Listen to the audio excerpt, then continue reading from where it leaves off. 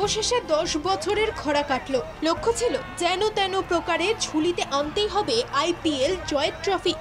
মরশুমের শুরু থেকেই জোর কদমে নেমে পড়েছিল মাঠে, আর ট্রফি জয়ের সেই স্বপ্নই পূরণ হলো কেকেআরের।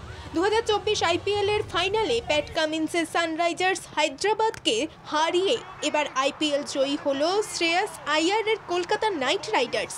চেন্নাইয়ের চিদম্বরম স্টেডিয়ামে অনুষ্ঠিত এই ম্যাচে প্রথম থেকেই যেন বাড়তি সুবিধা পেয়ে আসছিল কেকেআর। ম্যাচ রিপোর্ট অনুযায়ী কোনো ডিউ ফ্যাক্টর কাজ করেনি, ফলে বোলারদের ক্ষেত্রে তেমন অসুবিধারও সৃষ্টি হয়নি। অপরদিকে এদিন টস জিতে প্রথমে ব্যাট করার সিদ্ধান্ত নেয় প্যাট কামিন্সের দল। যদিও দ্বিতীয় ইনিংসে শ্রেয়স আইয়ারদের পক্ষে ব্যাটিং আসার স্বল্প রান চেস করতে খুব একটা অসুবিধাও হয়নি। প্রথম থেকে এদিন অ্যাটাকিং মোডে ছিল নাইট শিবিরের বোলাররা। খেলা শুরুর 5 মিনিটের মধ্যেই অভিষেক শর্মার উইকেট নেয় মিচেল স্টার্ক। এরপর একে একে ট্রাভিস হেড, ত্রিপাঠী, এইডেন ম্যাকক্রাম, ক্লাসেনের মতন ব্যাটাররা প্যাভিলিয়নে ফিরতে থাকে।